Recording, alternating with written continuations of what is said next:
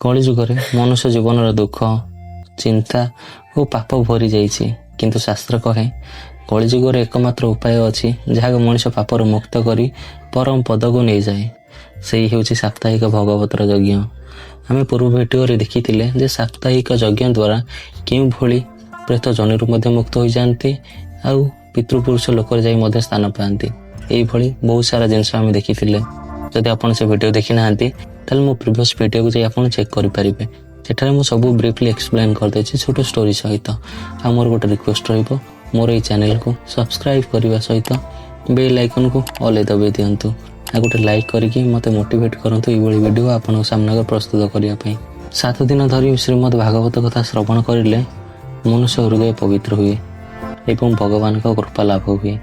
କିନ୍ତୁ ଆପଣ ଜାଣିଛନ୍ତି କି ସାପ୍ତାହିକ ଭଗବତ ଯଜ୍ଞ କିପରି କରାଯାଏ? ଆଜି ଆମେ ଜାଣିବା ଶାସ୍ତ୍ରରେ ବର୍ଣ୍ଣିତ ସେହି ସାପ୍ତାହିକ ଭାଗବତ ଯଜ୍ଞର ସମ୍ପୂର୍ଣ୍ଣ ବିଧି। ତ ବୃଦ୍ଧିର ପ୍ରଥମ ଦିନ ଆଉ ପ୍ରଥମ ଭାଗରେ ରହୁଛି ଆଉ ପୂର୍ବତନ କାଳରେ ନିମିଷାରଣ୍ୟ ମଧ୍ୟରେ ଏକତ୍ରିତ ହୋଇ ଶ୍ରୀମଦ୍ ଭାଗବତର ମହତ୍ତ୍ୱ ବିଷୟରେ ସମସ୍ତେ ବର୍ଣ୍ଣନା କରନ୍ତି। ଆଉ ମୁଁ ପୂର୍ବ ଭିଡ଼ିଓରେ ମଧ୍ୟ କହିଥିଲି ଯେ ସୂତ ମୁନି ଭାଗବତ କଥା ସବୁ ଋଷିମାନଙ୍କୁ ପ୍ରଦାନ କରିଥିଲେ। ଯେଉଁଠାରେ ଭଗବତ କଥା ହୁଏ ସେଠାରେ ଭଗବାନ ଶ୍ରୀକୃଷ୍ଣ ସ୍ୱୟଂ ବାସ କରନ୍ତି ଏବଂ ଯେଉଁ ମଣିଷ ସପ୍ତାହେ ଧରି ଭଗବତ ଶୁଣେ ତାର ଜନ୍ମ ଜନ୍ମାନ୍ତର ପାପ ନଷ୍ଟ ହୁଏ। ଆଉ ସାପ୍ତାହିକ ଭଗବତ ଯଜ୍ଞ ଆରମ୍ଭ କରିବା ପୂର୍ବରୁ କିଛି ବିଶେଷ ବିଧି ଆପଣ ଜାଣିବା ଦରକାର।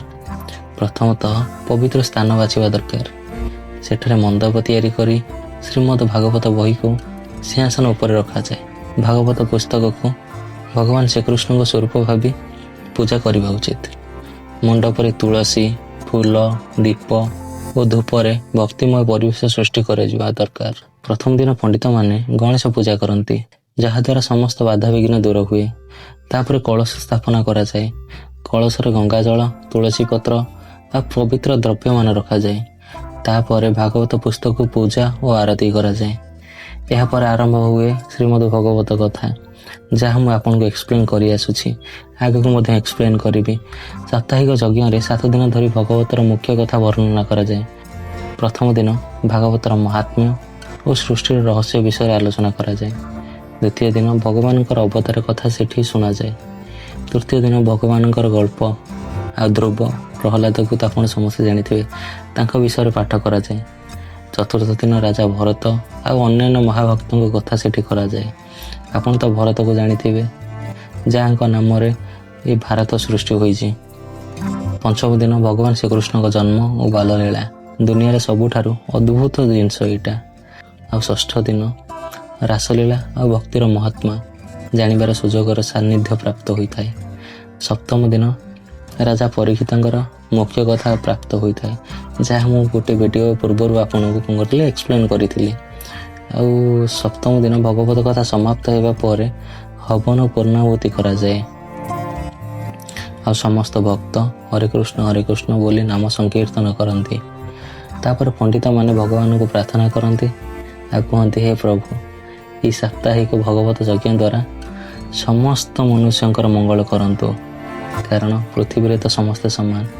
ଶାସ୍ତ୍ର କହେ ଯେ ଯେଉଁଠି ଭଗବତ କଥା ହୁଏ ସେଠି ଶୁଭ ଫଳ ପ୍ରାପ୍ତ ହୋଇଥାଏ।